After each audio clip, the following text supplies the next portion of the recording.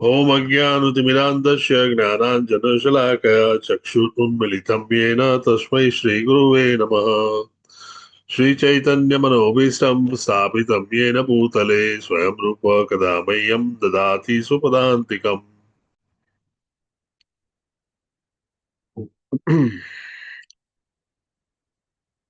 वन्देऽहं श्रीगुरुः श्रीयुतपकमलं श्रीगुरुन् वैष्णवांश्च श्रीरूपं सागरजातं सगणरघुनाथान्वितं तं सजीवम् साद्वैतं सावधूतं परिजनसहितं श्रीकृष्णचैतन्यदेवं श्रीराधाकृष्णपादान् सगणललिता श्रीविशाखान्वितांश्च।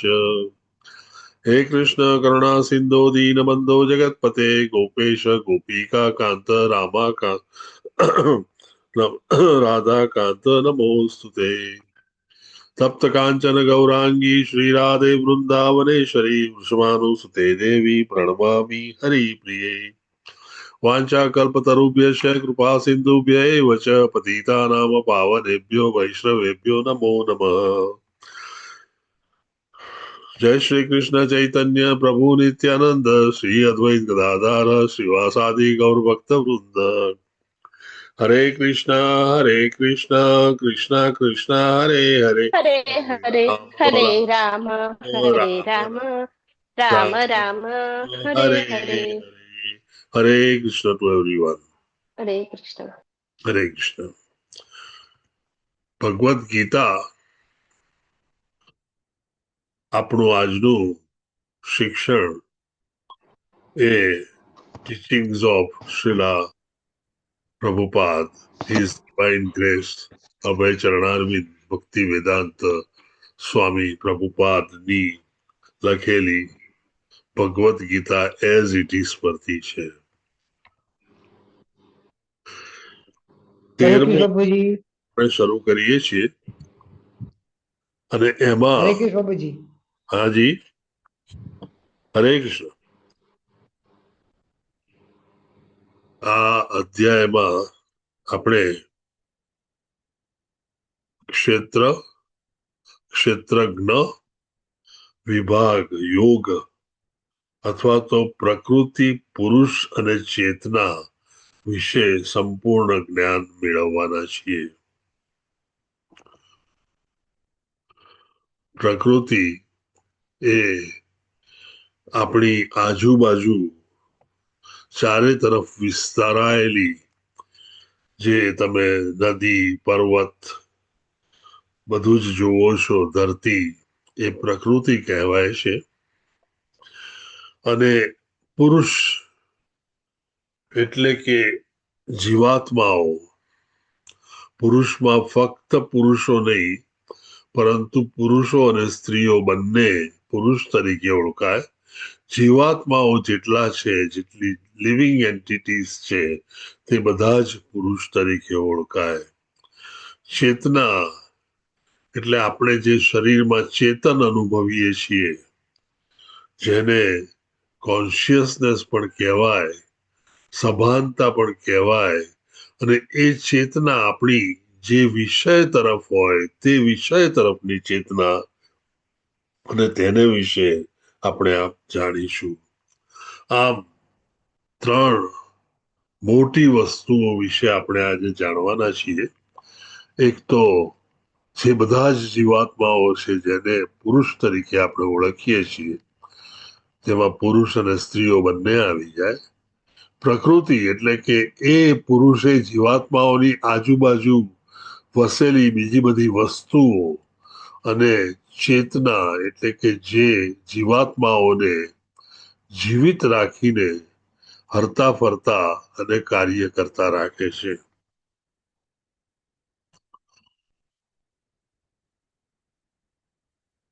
13મા અધ્યાયની આપણે ઝાંખી જોઈએ તો પહેલા શ્લોકમાં અર્જુન 6 સવાલો પૂછે છે।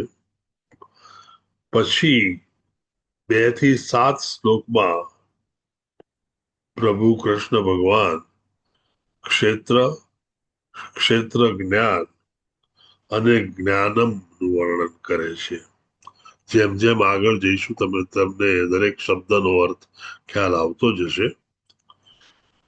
જ્ઞાન પ્રાપ્ત કરવાની પ્રક્રિયાઓ 5 શ્લોકોમાં 8 થી 12 અને જ્ઞાનનો પદાર્થ એ 13 થી 19 શ્લોકોમાં અને પ્રકૃતિ, પુરુષ અને તેમનો સંગ એટલે કે પ્રકૃતિ સાથે પુરુષ જોડાય અને એકબીજા સાથે જોડાઈને આગળ વધે તેને આપણે સંગ કહીએ.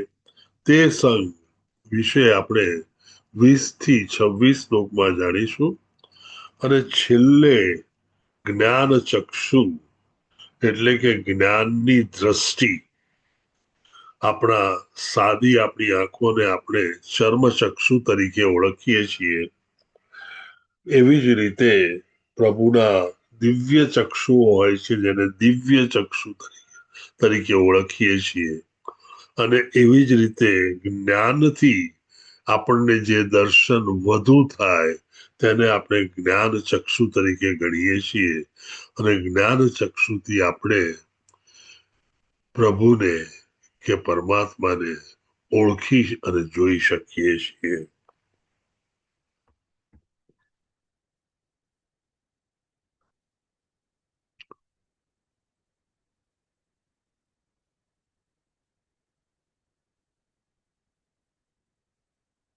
સવાલ એ ઉભો થાય કે જો 12મા અધ્યાયમાં આપણે ભક્તિનો નિષ્કર્ષ કાઢ્યો તો પછી હવે પાછા આ જ્ઞાનના 6 અધ્યાય શા માટે રજૂ કરવામાં આવ્યા? તમારામાંથી કોઈને એને વિશે કહેવું છે?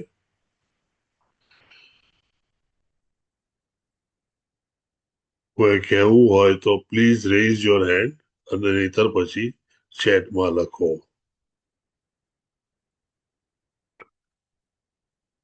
ભગવત ગીતા સામાન્ય રીતે આપણે 3 ભાગમાં વહેંચીએ છીએ. પહેલા 6 અધ્યાય એ કર્મયોગના અધ્યાયો છે.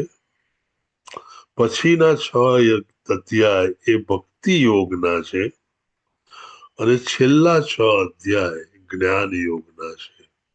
આમ કુલ 18 અધ્યાયો ભગવદ ગીતામાં છે. ભક્તિ એ તેનો અંતિમ સંદેશ છે અને તેથી ભક્તિ માર્ગ અને ભક્તિ વિશે પ્રભુ એ વચ્ચેના 6 અધ્યાયોમાં એટલે કે 7 થી 12 અધ્યાયમાં જણાવે છે. અને આ એક મહામૂલું રતન હોવાથી તેને પ્રોટેક્શનમાં એક તરફથી કર્મયોગ અને બીજી તરફથી જ્ઞાન યોગ એટલે કે શરૂઆતના 6 અધ્યાય અને પછીના 6 અધ્યાય દ્વારા ભક્તિને સલામત વચ્ચે રાખી છે. હરે કૃષ્ણ પ્રભુજી, દોણત પ્રણામ. પ્રણામ પ્રભુજી. હરે કૃષ્ણ પ્રભુજી, સાદા પ્રણામ. દોણત પ્રણામ. થેન્ક યુ માતાજી. અને આમ એ વચ્ચેના ભક્તિના 6 અધ્યાયો એ ઘણા સારી રીતે સાચવીને રાખીએ છીએ. આમ જોવા જાવ તો સમગ્ર ભગવત ગીતા એ આપણને ભક્તિ અને ભક્તિ કરવાનો માર્ગ સૂચવે છે. કર્મ દ્વારા જ્યારે આપણે ભક્તિ કરીએ ત્યારે કર્મયોગ કહેવાય. તેમાં ભક્તિ મિશ્ર થાય એટલે કર્મ મિશ્ર ભક્તિ મિશ્ર કર્મયોગ. અને તે જ રીતે છેલ્લા 6 અધ્યાય જ્ઞાન વાળા હોય કે જે જ્ઞાન મિશ્ર ભક્તિ કહી શકાય. આગળ ઉપર તમે જાણશો કે આ જ્ઞાન યોગ આપણને ભક્તિ કરવામાં કઈ રીતે મદદ કરી શકે.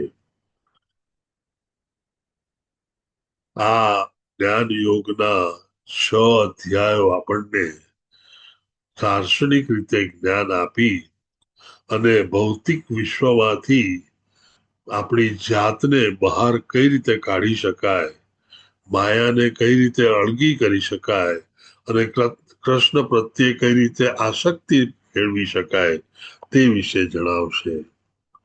જ્યારે આપને જ્ઞાન થાય કે હું શરીર નથી પણ હું આત્મા છું, ત્યારે તમને ચોક્કસ થાય કે મારે આત્મા માટે શું કરવું જોઈએ, એટલે કે મારે મારા માટે શું કરવું જોઈએ. અને ત્યારે આ જ્ઞાનનો ઉપયોગ કરી અને ભક્તિ માર્ગે આપણે આગળ વધી શકીએ.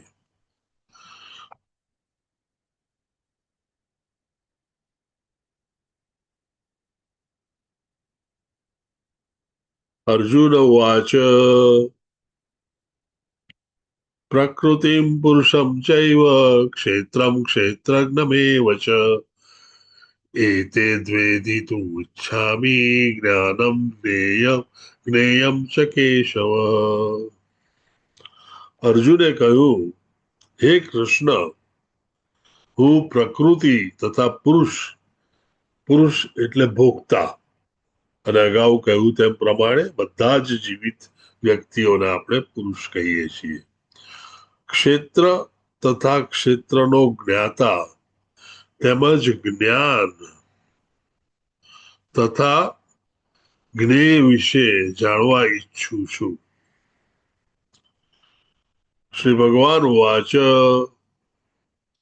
ઇદમ શરીરમ કૌંતેય ક્ષેત્રમિત્યભિધીયતે ઇતદ્યો વેત્તિ તમ પ્રાહુઃ ક્ષેત્રજ્ઞ ઇતિ ત્વદિત્યુત. પૂર્ણ પરસોત્તમ પરમેશ્વર બોલ્યા, હે કુંતી પુત્ર, આ શરીર એક ક્ષેત્ર કહેવાય છે, અને જે આ ક્ષેત્રને જાણનારો છે તેને ક્ષેત્રજ્ઞ કહેવાય છે. આમ ક્ષેત્ર અને ક્ષેત્રજ્ઞ એટલે કે ક્ષેત્ર તથા ક્ષેત્રને જાણનાર એ બંને વિશે આપ સમજી શકો છો.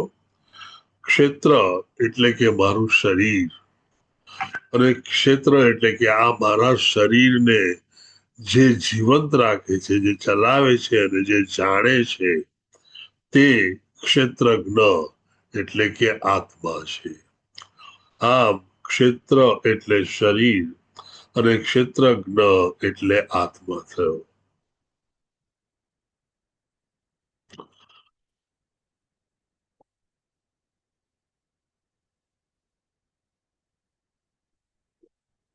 પ્રકૃતિ વિશે પૂછો તો ભૌતિક પ્રકૃતિ જે ચારે બાજુ દરેક જીવિત વ્યક્તિઓની આજુબાજુ છે. પુરુષ એટલે આ જે પ્રકૃતિ તેની આજુબાજુ છે તેને ભોગવનાર. આપણે બધા જ પ્રકૃતિને ભોગવી રહ્યા છીએ. ક્ષેત્ર એટલે કે શરીર, ક્ષેત્રજ્ઞ એટલે કે શરીરમાં નિરીક્ષક એવો આત્મા, અને સાથે સાથે પરમાત્મા પણ શરીરમાં હોય છે. દરેકના હૃદયમાં પ્રભુ વસે છે અને તેને પરમાત્મા તરીકે આપણે ઓળખીએ છીએ. તફાવત આત્મા અને પરમાત્મા વચ્ચે એટલો હોય છે કે આત્મા એ ખાલી આ એક જ શરીરને જાણતો હોય છે, અને તેનાથી વધારે તેને બિલકુલ જ્ઞાન હોતું નથી. જ્યારે પરમાત્મા એ આ પૃથ્વી પર આ સમગ્ર વિશ્વમાં વસતા દરેકે દરેક જીવને જાણતો હોય છે. આનું સાદું ઉદાહરણ આપીએ તો એક ખેડૂત ખેતરમાં કામ કરતો હોય, તેને ખાલી પોતાના ખેતર વિશે જ ખ્યાલ હોય, પણ તે દેશનો જે રાજા હોય તેને બધા જ ખેતરો વિશે, તેના માલિકો વિશે પૂરેપૂરું જ્ઞાન તેની મિનિસ્ટ્રીમાં હોય. જ્ઞાનમ એટલે જ્ઞાન, ક્ષેત્ર અને ક્ષેત્રજ્ઞને સમજવું, એટલે કે શરીર અને આત્મા બંનેને જે સમજે તેને જ્ઞાન કહેવામાં આવે, અને જ્ઞાનનો ધ્યેય જે હોય તેને જ્ઞેય કહેવામાં આવે, અને પરમાત્મા એ જ્ઞાનનો ધ્યેય છે એટલે એને જ્ઞેય કહેવામાં આવે છે. એની ક્વેશ્ચન અપ ટિલ નાઉ? કોઈ પ્રશ્ન હોય તો વચ્ચે પણ હેન્ડ રેઝ કરી શકાય અને પૂછી શકાય. આ બેઝિક્સ બહુ જ ઇમ્પોર્ટન્ટ છે, એટલે સારી રીતે સમજવાનો પ્રયત્ન કરજો, ધ્યાન બરાબર રાખજો.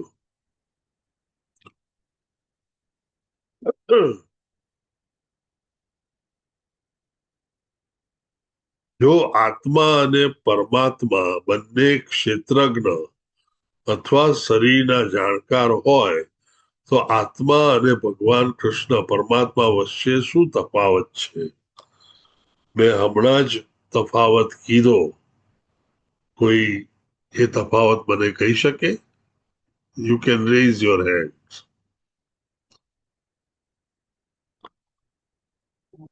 એનીબડી?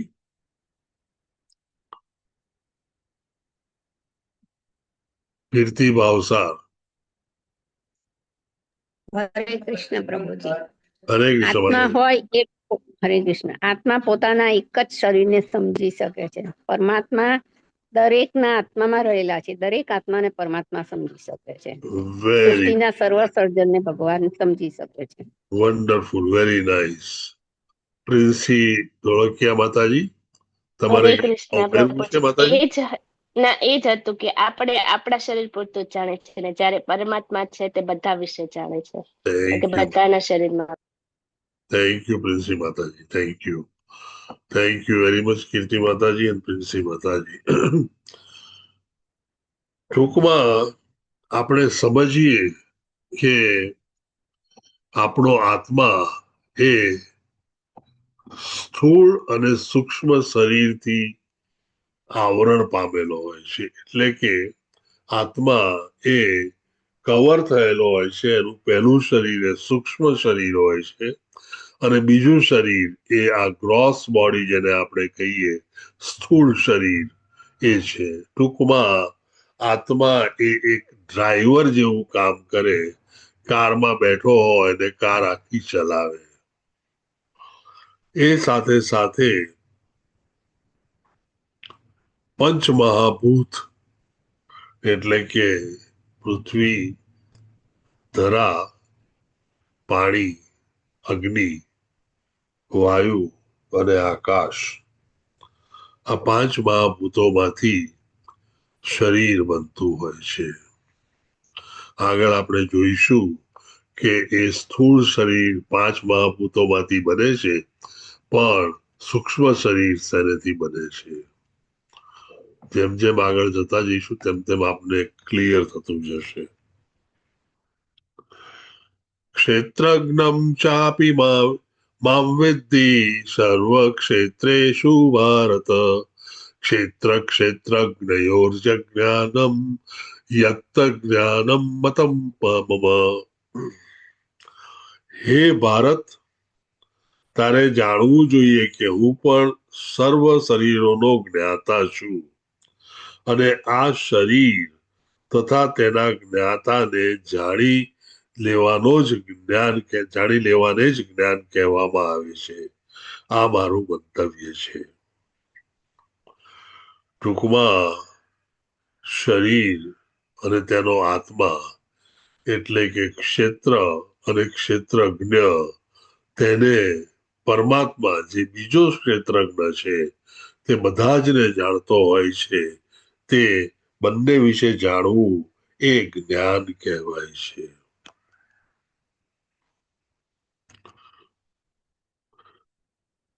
અને આપણે ફાર્મ એટલે કે ખેતર કહી શકીએ. એ ખેતર એક ક્ષેત્ર છે. અને હવે જોશો તમે કે અંદર આ ખેડૂત ઉમેરાયો.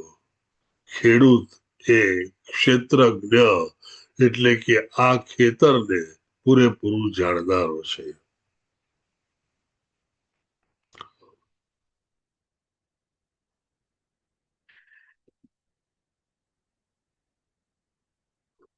ऋषिभिर्बहुधा गीतम् छन्दोर्भिर्विविधैः पृथक् ब्रह्मसूत्रपदैक्षैव हेतुमर्द्भिर्विनीक्षते. વિભિન્ન ઋષિઓએ વિભિન્ન વૈદિક ગ્રંથોમાં કાર્યના ક્ષેત્ર તથા તે કાર્યોના જ્ઞાતાના જ્ઞાનનું વર્ણન કર્યું છે. તે ખાસ કરીને વેદાંત સૂત્રમાં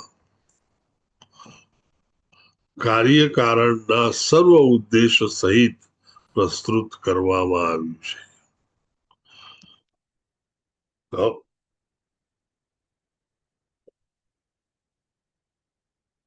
એટલે કે આપણે જે જોયું ક્ષેત્ર, ક્ષેત્રજ્ઞ અને ક્ષેત્ર તે કાર્યનું ક્ષેત્ર છે અને એ કાર્યનો જ્ઞાતા એ આત્મા છે. આ બંને વિશેનું વિવરણ એ વેદાંત સૂત્રમાં ડિટેલમાં કરવામાં આવ્યું છે. વેદાંત સૂત્ર ને કોમેન્ટ્રી તરીકે શ્રીમદ ભાગવતમની રચના કરવામાં આવી હતી. આમ વેદાંત સૂત્ર એ ઓરિજિનલ વેદ છે અને તેમાંથી શ્રીમદ ભાગવતમની રચના થઈ અને તે આપણને વિશેષ જણાવશે.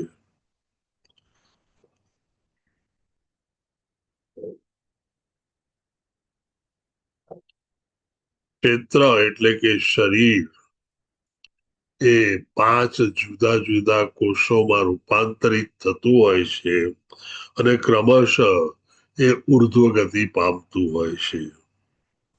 આમ સૌથી પહેલું એ અન્નમય, જે આપણે ખાઈએ તેની શરીરમાં રચના થાય તેને અન્નમય કોષ કહેવામાં આવે.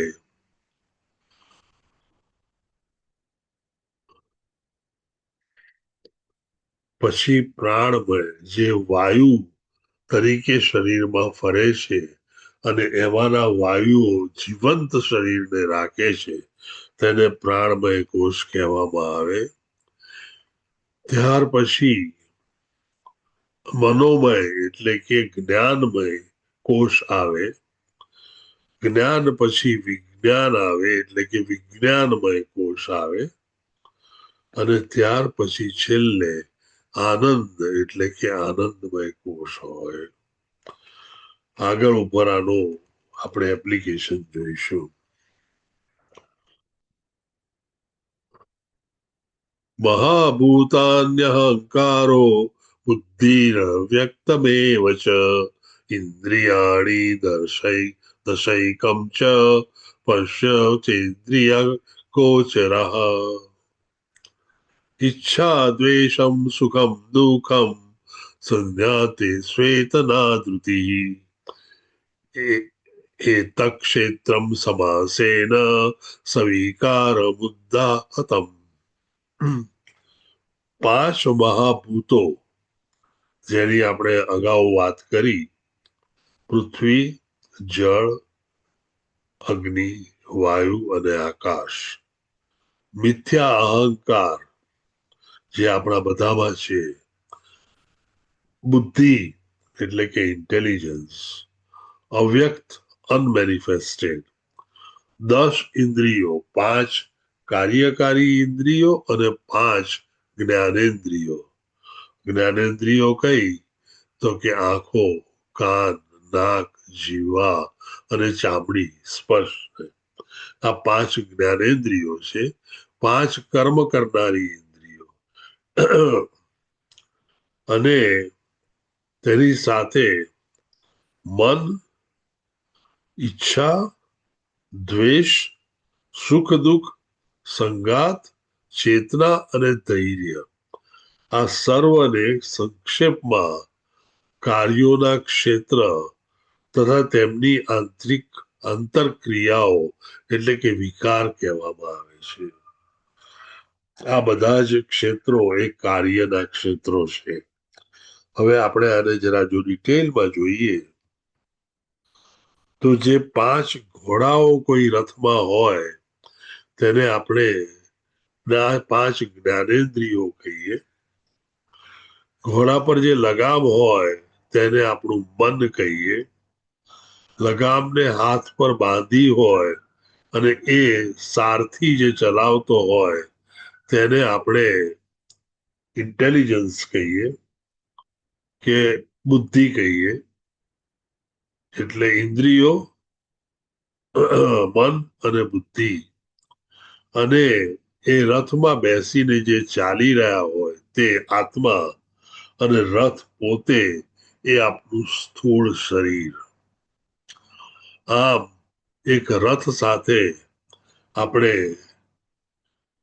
ઇન્દ્રિયોને, મનને, બુદ્ધિને અને પછી છેલ્લે આત્મા અને શરીર સાથે સરખાવી શકાય.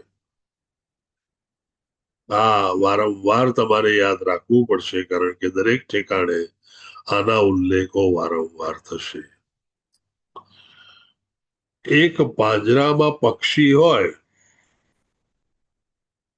અને પછી આપણે જો એ પક્ષીને ચોખ્ખું કરવું હોય અને પછી એ પાંજરાને જો આપણે સાફ કર કરીએ તો પક્ષી ચોખ્ખું થાય ખરું? ન થાય.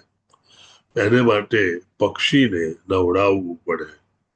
આમ આત્મા એ પક્ષી જેવું છે. શરીરની ગમે તેટલી ટાપટીપ આપણે કરીએ, ગમે તેટલું ચોખ્ખું રાખીએ, ગમે તેટલું વ્યવસ્થિત કરીને ડેકોરેટ કરીએ, પણ આત્મા ને તેનેથી કોઈ ફેર પડતો નથી. આત્માના ખોરાક તરીકે હરે કૃષ્ણ મહામંત્ર, ભગવાનનું નામ, ભગવાનની સેવા પૂજા, ભગવાનની કથા સાંભળવી વગેરે આત્માના ખોરાક તરીકે કામ કરે છે. આખી જિંદગી આપણે લોકો બધા જ આપણા શરીરને હું છું એમ માનીએ છીએ. હું કોણ? તો હું ડોક્ટર પ્રકાશ પારેખ, મારું શરીર. પરંતુ આ શરીર તો નાશવંત છે. આ શરીર એ સતત બદલાતું રહે છે. શરૂઆતમાં નાનું બાળક હતું, પછી યૌવન આવ્યું, અને યૌવન જશે, અને પછી બુઢાપો આવશે. આમ એ સતત બદલાતા શરીરને તમારી સાથે ન ઓળખાવશો. તેની સામે શરીરમાં રહેલો આત્મા એ ઇટરનલ એટલે કે અનંત છે. એ ચોખ્ખો છે, જ્ઞાનમય છે, આનંદમય છે, અને એ આત્મા તમને હંમેશા અનંત રહેતો હોવાથી એનો ક્યારેય નાશ થતો નથી. તે આત્માનો ખોરાક એ આ આધ્યાત્મિક જગત કે પ્રભુ અને પ્રભુ વિશે જાણવું તે છે.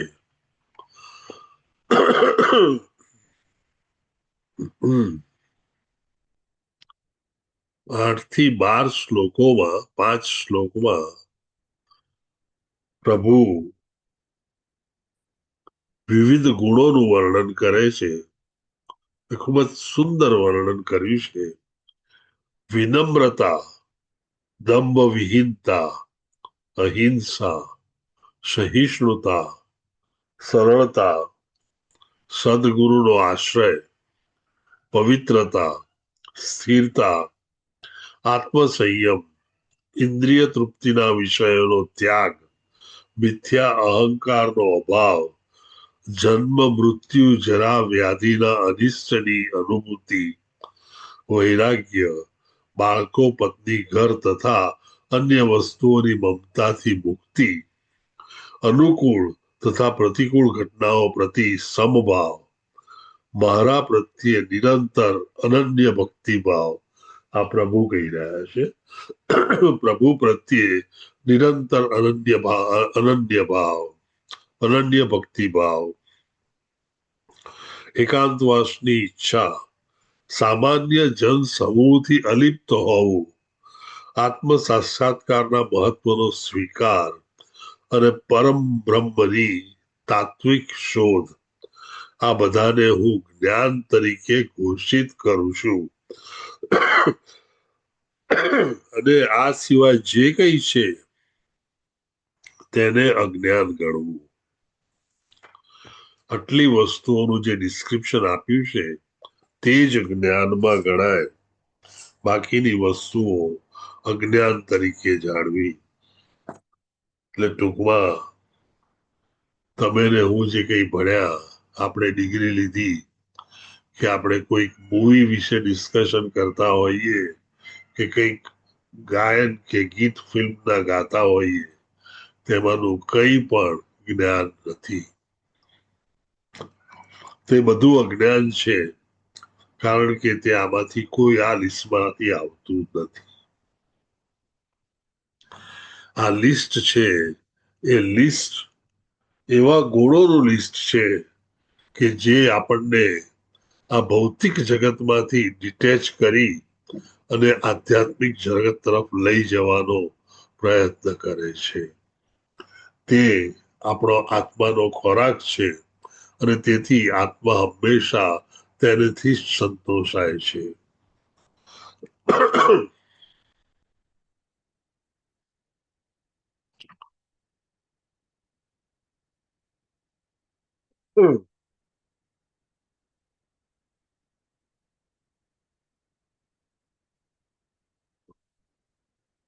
જ્ઞેયં યત્તત્વ પ્રક્ષ્યામિ યજ્ઞાત્વામૃતમશ્નુતે અનાદિવત પરમ બ્રહ્મન સદુચ્યતે. હવે હું જ્ઞેય વિશે કહીશ, જે જાણીને તું બ્રહ્મનું નિત્ય આસ્વાદન કરી શકીશ. આ બ્રહ્મ અથવા આત્મા અનાદિ છે તથા મારે આધીન છે. તે આ ભૌતિક જગતના કાર્ય કારણથી પર છે. જ્ઞેય વિશે આગળ પ્રભુ કહી રહ્યા છે, જ્ઞાનનું ધ્યેય એ જ્ઞેય ગણાય અને એ જ્ઞેયમાં બ્રહ્મની વાત છે. એ બ્રહ્મ આસ્વાદન એટલે બ્રહ્મન, એ બ્રહ્મ અથવા આત્મા એક તો અનંત છે, અનાદિ છે અને તે ફક્ત પ્રભુને આધીન છે. એ ભૌતિક જગતથી પર છે. આત્મા આ ભૌતિક જગતમાં આવ્યા પછી કોઈ પણ કાર્ય કરતો નથી. એ અનંત હોવાથી શરીરમાં જ રહે છે, શરીર આવરણ તરીકે રહે છે અને એ શરીરને ચેતના આપે છે. આ આત્મા એ શુદ્ધ સ્વરૂપે હંમેશા સત ચિત આનંદ સ્વરૂપે હોય છે. સત એટલે કે અનંત, ઇટર્નલ. ચિત એટલે કે જેને પૂરેપૂરું સર્વ જ્ઞાન છે, કોગ્નિઝન્સ છે, અને છેલ્લે આનંદ એટલે જે હંમેશા બ્લિસફુલ, આનંદિત હોય છે.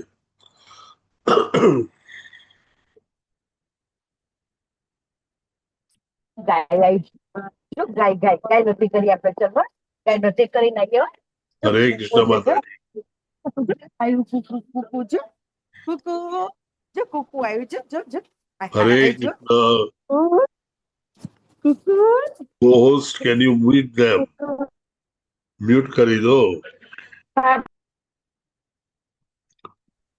સર્વેન્દ્રિય ગુણામાસમ સર્વેન્દ્રિય વિવર્જિતમ સર્વ કુકુ કે બેઠું જો એ જે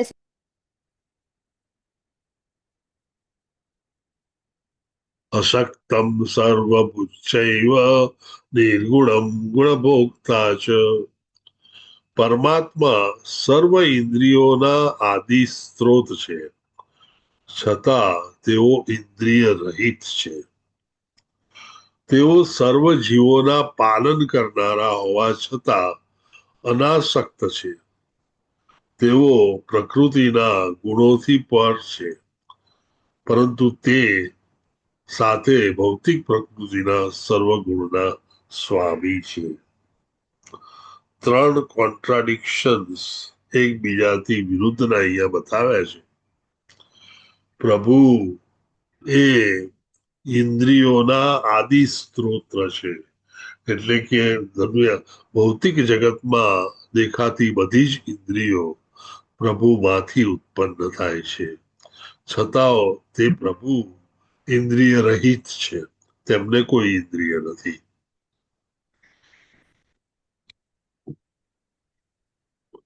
બીજું,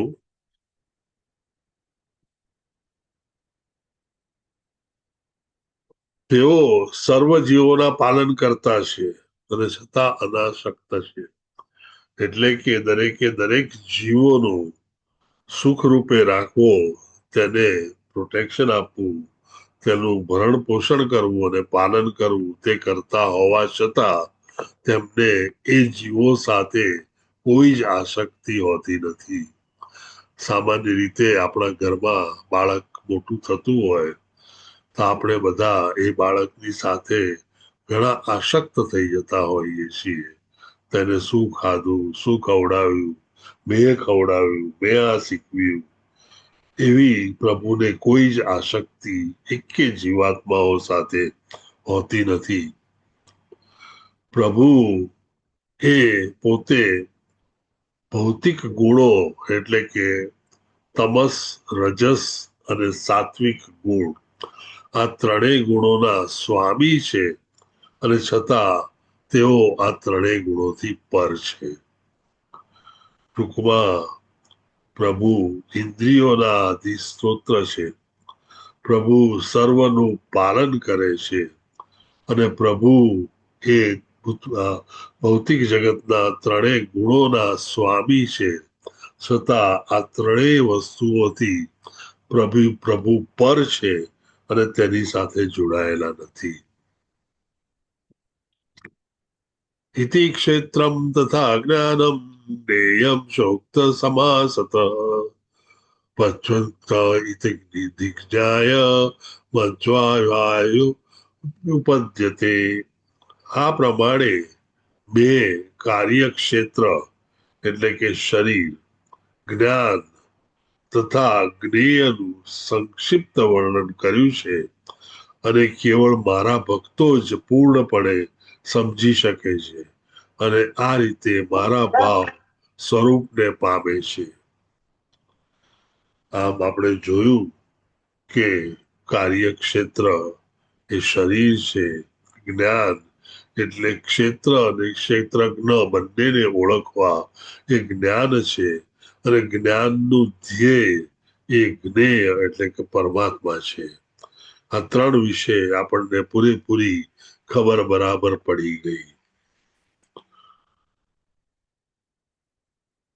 પ્રકૃતિમ પુરુષમ ચૈવ વિજયાનાદિ ઉભાવપી વિકારાંશ ગુણાશૈવ વિદ્ધિ પ્રકૃતિ સંભવાન. ભૌતિક પ્રકૃતિ તથા જીવોને અનાદિ સમજવા અને તેમના વિકાર તથા ગુણોને પ્રકૃતિ જન્ય જાણવા. પ્રકૃતિ જેમ જીવો આપણે કીધું કે આત્મા મરતો નથી, આત્મા એ અનાદિ એટલે કે અનંત છે, તેવી જ રીતે ભૌતિક પ્રકૃતિ પણ અનંત છે, પણ તેના થતા ફેરફારો, વિકારો તથા ગુણો એ પ્રકૃતિએ પેદા કરેલા પ્રકૃતિજન્ય હોય છે.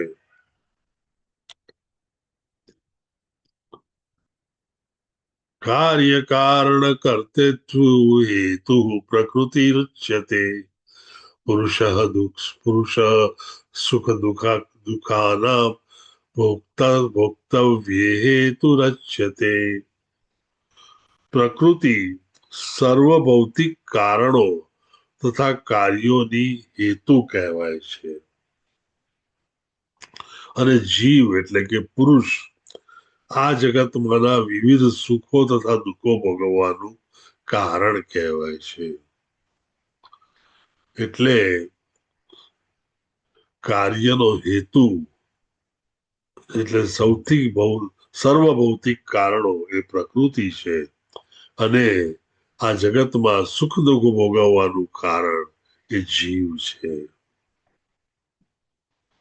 ખૂબ જ સુંદર એક્ઝામ્પલ છે. મનુષ્યની જિંદગી નો આ એક એક્ઝામ્પલ છે. આપણી જિંદગી કેવી છે? તો એક ઝાડની ડાળી ઉપર આપણે લટકેલા હોઈએ તેવી આપણી મનુષ્યની જિંદગી છે.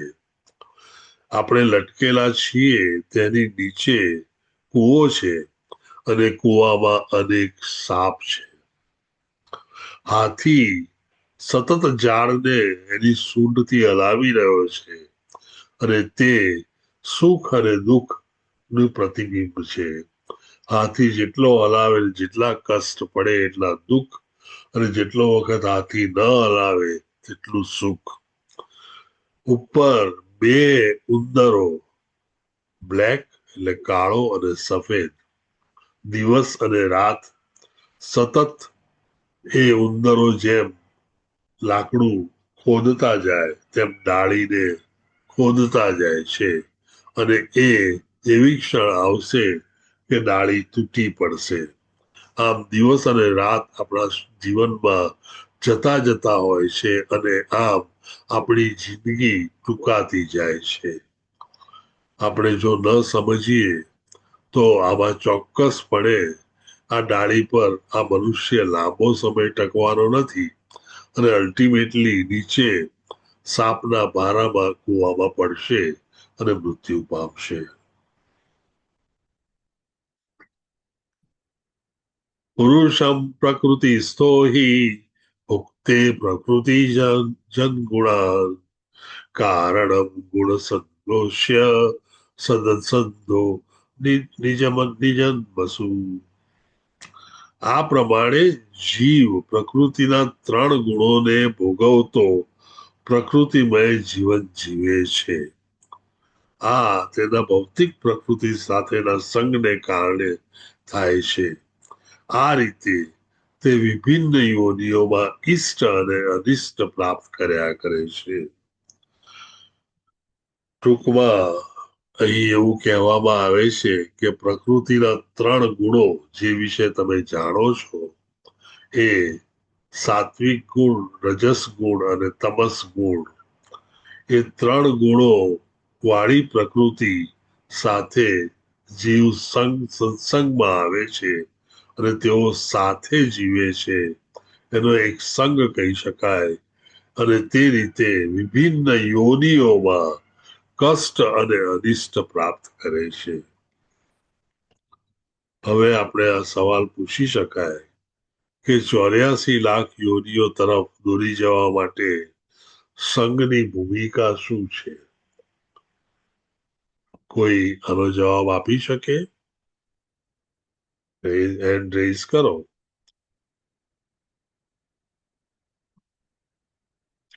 મેં જેમ હમણાં કહ્યું તે પ્રમાણે બધી જ યોનિઓમાં સારું અને ખરાબ કાર્ય દરેક જીવ પોતાના હિસાબે પ્રકૃતિના 3 ગુણો સાથે મળીને પ્રકૃતિમાં બંધાઈને કરતો હોય છે. એ આનો જવાબ છે.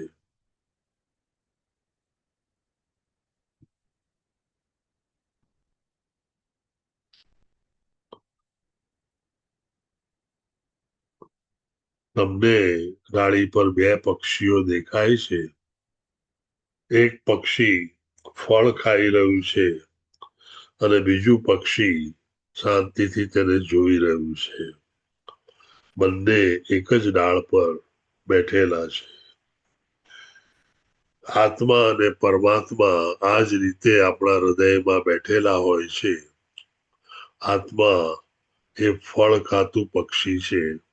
પરમાત્મા એ તેને સાક્ષી રૂપે એ જોઈ રહ્યું છે અને અનુમંતા એટલે કે તેને સાથે સાથે ફળ ખાવાની પરમિશન પણ આપી રહ્યું છે.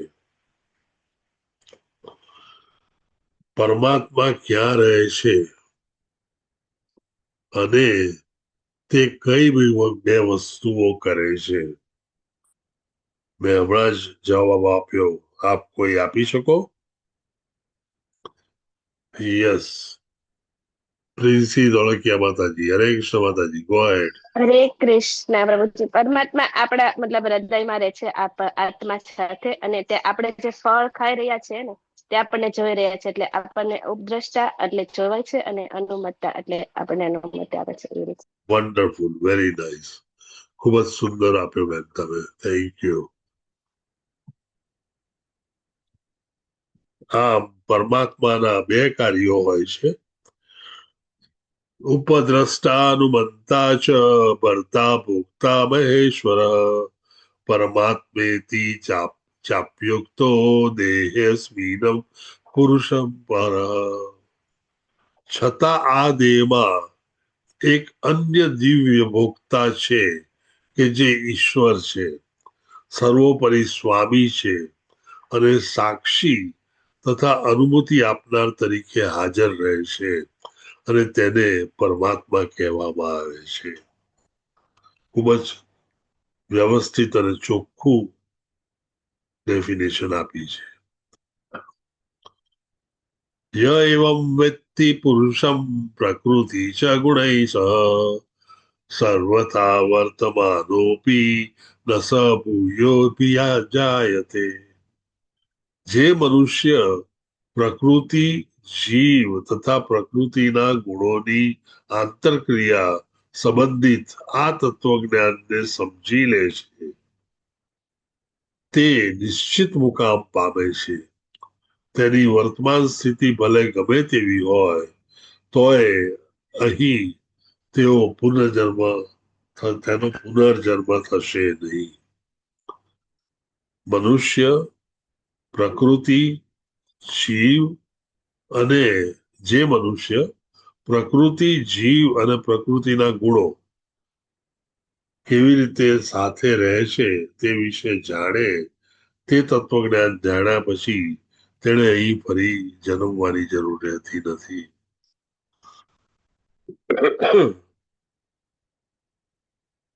ધ્યાનેનાત્મનિ પશ્યન્તિ કેચિદાત્માનમાત્મના અન્યે સાંખ્યેન યોગેન કર્મયોગેન વાચા પરે.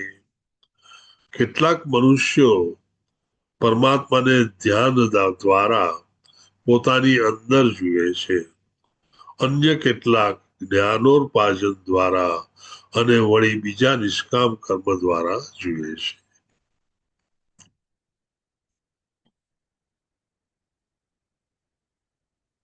અન્યત્વેવ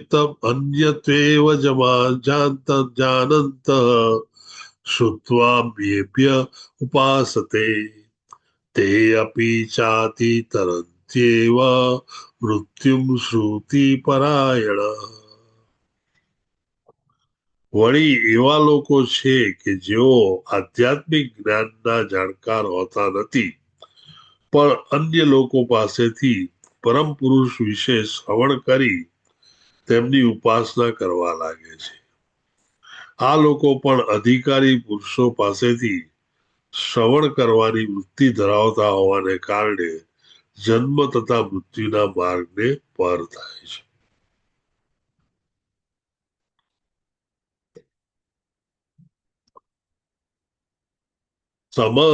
સમમ સર્વેષુ ભૂતેષુ નિષ્ઠતમ પરમેશ્વરમ વિનશ્યસ્ત સ્વનિવિનશ્યંતમ યહ પશ્યતિ સ પશ્યતિ.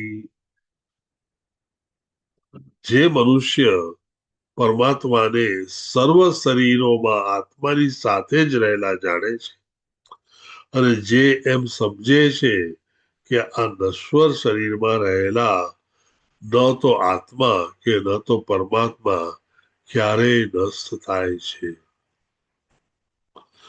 તે જ વાસ્તવ સત્યને જુએ છે. ટૂંકમાં શરીરની અંદર આત્મા અને પરમાત્મા રહે છે, નશ્વર શરીરનો નાશ થાય છે, પરંતુ આત્મા અને પરમાત્માનો ક્યારેય નાશ થતો નથી. પ્રકૃત્વૈવ ચ કર્માણિ ક્રિયમાણાનિ સર્વશ यह पश्यति तथात्मान कर आत्मानम कर्तार स पश्यति।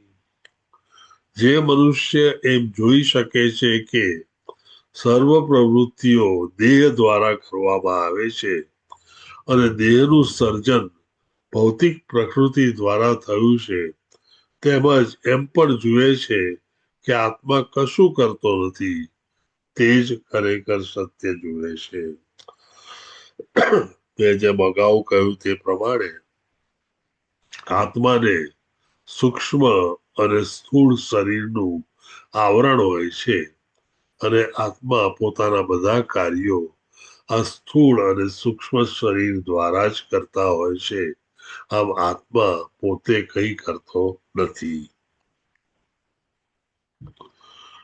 યથા પ્રકાશ યત્યક્ય કૃષ્ણલોકમિમં રવિ ક્ષેત્ર ક્ષેત્રી તથા કુંસર પ્રકાશયતિ ભારત. હે ભારત, જેવી રીતે એકલો સૂર્ય આ સમગ્ર બ્રહ્માંડને પ્રકાશિત કરે છે, તેવી રીતે શરીરમાં રહેલો એક આત્મા સમગ્ર શરીરને ચેતનથી પ્રકાશિત કરે છે. ખૂબ જ સરળ ભાષામાં આત્મા શું છે અને તેનું શું કાર્ય છે એ સમજાવી દીધું.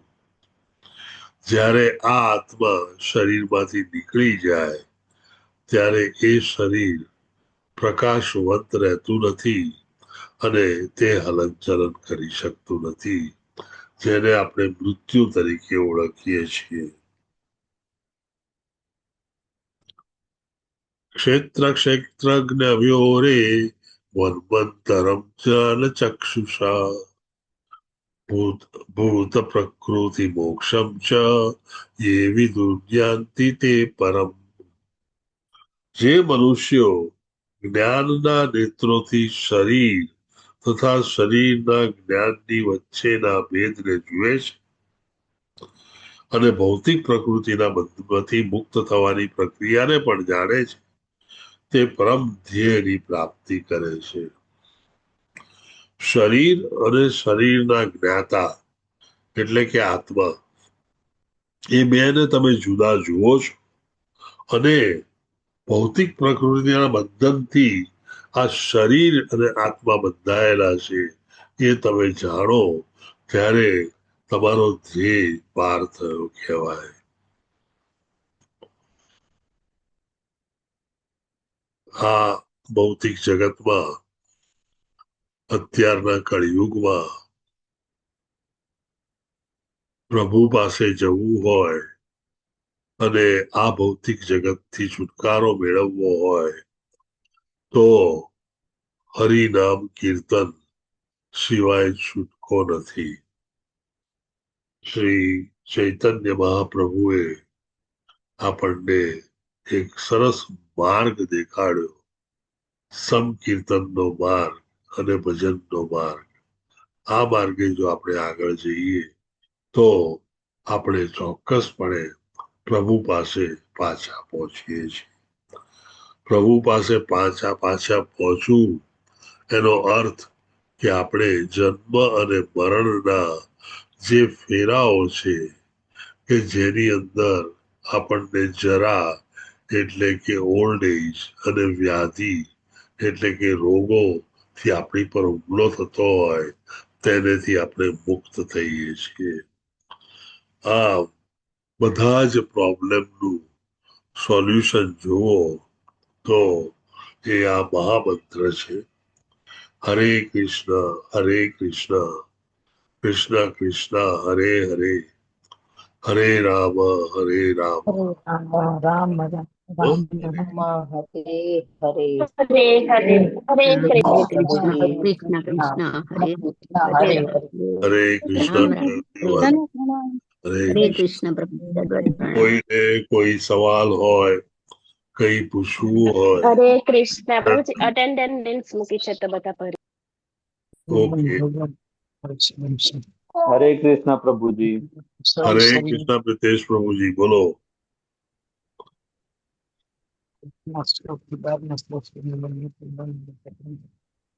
સીમા માતાજી, હરે કૃષ્ણ. હું કેટલા દિવસથી પ્રેઝન્ટ બોલવાની ઓલી કરું છું પણ ચેટ બોક્સ નથી ખુલતો.